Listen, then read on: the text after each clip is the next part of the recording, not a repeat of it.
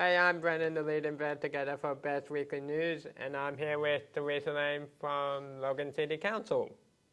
Good morning. How are you? Thank you very much for inviting me to be here today. So, Teresa, what division are you a part of, and what division does it cover? Absolutely. Good morning, Brandon, and good morning, everybody watching at home. So my name's Councillor Teresa Lane, and I'm from Division 2, which covers the area of Woodridge, Kingston, Logan Central, and part of Underwood, and it's the heart of Logan City. So, Teresa, what is your favourite animal? Oh, that's a really tough question. I've got two favourite animals. It's the emu and the kangaroo. And the reason why I picked those is because they are on our crest, on the Australian crest. And the reason why they're on there is because they never take a backward step. They're always moving forward. So they're my favourite animals. That's absolutely nice to hear. It is. What's yours? I would have to say the koala. I love the koala. They're a bit noisy sometimes though. Just a little bit. We've got them at the back of my house, so they're pretty special, yeah. Now, Teresa, what's your favourite food? Cheezels. But it's not really a food. It's just something that I really like and I enjoy. But I like really plain food. I'm not a curry person. I like my meat and veggies, and that's pretty much it. And hamburgers. I like hamburgers. Do you like hamburgers? Yes. Chicken or meat? Ooh. It's hard to choose. I know, they're so special. So we're here at Animal Management Centre. What does Animal Management do? Well, that's a really good question. So we've got a group of dedicated people who look after animals that can't be looked after in their own home, or that the owner has gotten sick or can't care for them anymore, or they've been naughty and escaped from the yard and need a safe place to go to while their owners find them. So that's pretty much what animal management does. They make it so that we don't have roaming animals all over the city, and that we've got controls on the number of animals that we can have in our residential blocks. Could you imagine it if you had 6 roosters next door? You'd never get any sleep, would you? Oh, that's so true. That's right. Animal management says no roosters in residential, which is amazing. You can have chickens.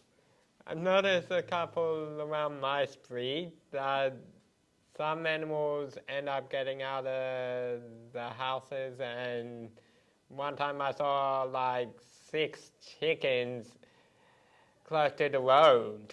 I saw a llama on the road 2 weeks ago. Oh! I couldn't believe it. I saw it and I went, holy moly, that was amazing. What's the best way to make sure you find a lost pet? Okay, so lost pets are really important because when a pet's decided to take off away from their house because they're excited there may be another dog around or kids may have run past, it's always important that your dog is registered with the Logan City Council, and if they're desexed it's a lot cheaper, but also to have them microchipped. And microchipping is not an expensive thing to do, and what it means is that if your furry friend goes missing, they can just scan it and it comes up with your name and telephone number and you can be back together before you know it. It's really good.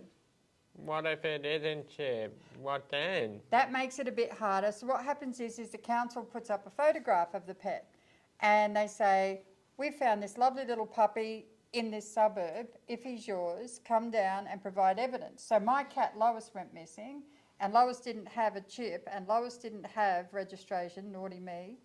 And I got worried, because she was an old kitty. And I came down here and they made me show proof that she was my kitty. And then I had to pay the fine to get her out. Yeah. So I registered her after that. So how much would it cost if that happened for those who did have that happen? Well, the costs are always different, and it does depend on the situation. So council officers are really friendly people, and I think when you come to the front, you have a chat to them, and you've maybe moved somewhere recently, you really do need to register your pets because they have to make sure that they know where the animal comes from, that it's been desexed and that it's not going to cause problems. But the other thing is when we have fireworks, Oh, yeah. Yeah, so the Animal Management Centre sends out this alert to all the people in the area with pets so they can tell them so that they don't get scared when the fireworks happen. Let's talk about city safety and regulations and how you handle it. Yep, so there's a wonderful team called City Safety and Livability Team, and they work out of these offices as well. So you know how you have the illegal signs around everywhere? They're just littering everywhere and they say roof restoration or this or that. And sometimes they come down and they might hit people on the head or they might bother people as they're trying to use the footpaths. They get rid of those. The illegal dumping, so when people put rubbish out when they shouldn't, which is really, really bad and it shouldn't happen, they actually go around and they put this special tape around it to say, you've got 24 hours to move it or you're going to get a fine because this is not okay in our community, and I love that they do that. The illegally dumped cars, so cars that shouldn't be on our roads that have just been left on the side of the road, they make sure to get rid of them. They have the CCTV camera room, which is amazing. So as we said before, when you're walking around the community and you think, oh, I don't know if I'm feeling safe, the reality is you really are feeling safe because you're walking safely, you're not falling over, the footpaths are all doing a pretty good job, and if they're not, you need to report it to us. There's no signs falling down on you, and the CCTV cameras can make sure that anything's captured if something does happen. It's a really good strategy, and our team here do such a great job doing it. They work in all different areas and they're absolutely amazing. They work very hard. So, what are the 3 things City Council is doing to keep the community safe?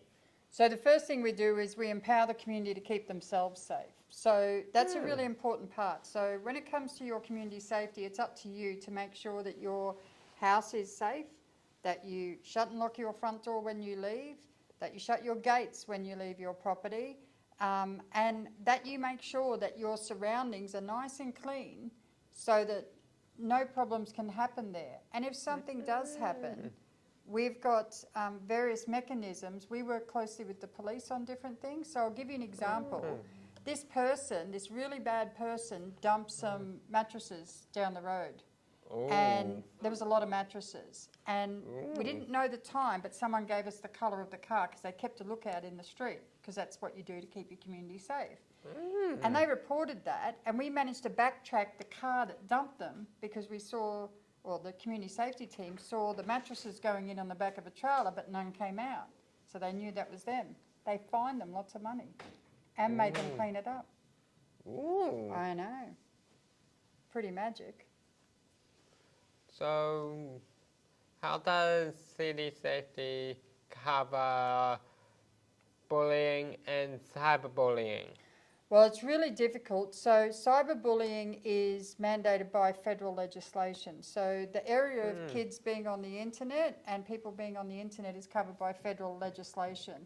And there's all telecommunications acts that actually cover the internet. Council doesn't have any say in those. But when it comes to our libraries, if someone's being bullied online at a library, they can just report that to the librarian, and they look at what action they can take there to protect them and keep them safe.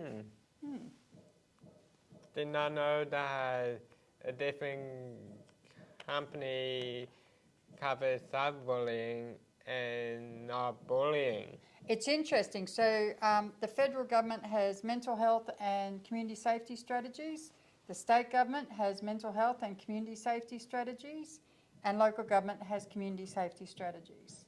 So 3 levels of government work on different things. We work on roads together, we work on community safety together, we work on buildings. So a lot of our buildings, our new Wilbur Street Youth Centre, that's from state, federal and local government money. We all work together. Oh, wow. Yeah, it's pretty cool. So, how can members of the community with disabilities get involved in safety? There are so many ways. So I have this lovely lady at Kingston, her name's Tara. And Tara's in a wheelchair and she's got vision issues. And for her, getting around the community can be quite a challenge. So what she does is she comes walking with me and points out all of the problems that she faces as a person with a disability in the community, And then I have Kyra, and Kyra actually lost both of her legs at a young age. Oh. And she comes and tests out my parks for me and tells me all the problems that she has as a kid with no legs in getting up on some of the swings. It's really fantastic because there are so many ways you can help. And it's not all about standing on the side of the road and looking at people. It's literally about making sure that your neighbours know what community safety is and how you can look out for each other and look after each other. It's really important because it starts with people. It's not all about council. It's about people protecting themselves and their neighbours and making sure that they're okay. Yeah. Had you thought about it that way? Not that much. I bet you look out for your family whenever you're out in the community. I bet you if you're crossing a road, you make sure that your mum or your dad is looked out for. Yeah, that's community safety. That's doing the right thing and showing people how to do the right thing all the time. What can our community do to deal with mosquitoes in the summer? Oh, mosquitoes in the summer are terrible sometimes, and the midges. So what you can do is in your home, so you know how you have the plants and you've got those little pots at the bottom, the little saucers at the bottom? Empty the water out if it's been there too long. Get around your yard and just have a look. What's holding water? What's got little wriggly things in it? And just pour it out. That stops mosquitoes from breeding. But our animal management team also sends a team out into Scrubby Creek and places like that and actually spray the top of the water. It doesn't hurt the fish, it doesn't hurt the frogs, but what it does is it actually makes it so that mosquito larvae can't get up and fly off. Pretty super cool, so they just die. Wow. I know, right? It's pretty awesome. What are your silliest socks you own? The silliest what I own? Silliest socks. Oh, look, I've got some really silly ones, so that's a hard question. I've got ones with shark teeth that are on my toes. I've got pom-pom socks. I've got rainbow socks. I've got lots of socks, and all of them are silly. I've got socks with my dog's faces on them. Oh, wow. Yeah, I know. I'm crazy when it comes to socks. And I've got socks. All my socks have toes in them because I can't wear socks without them. So what's the little known fact about Logan? It's the best city in the world. It's the most diverse city in the world. We've got cultures and so many languages, and it is the most fantastic place to raise a family and to live in. But you only get out of a community what you put into it. So if you put lots into the community and you help out your neighbours and your friends and your city, you're going to have a really good time in this world. If you sit back on the sidelines and just moan and complain about it, you can be anywhere in the world. But you're not, you're in Logan and it's fabulous. Well, it was nice chatting with you, Teresa. Hope to see you again another time. Absolutely, and you've got to give up that pipe, young man. Give it up. Maybe.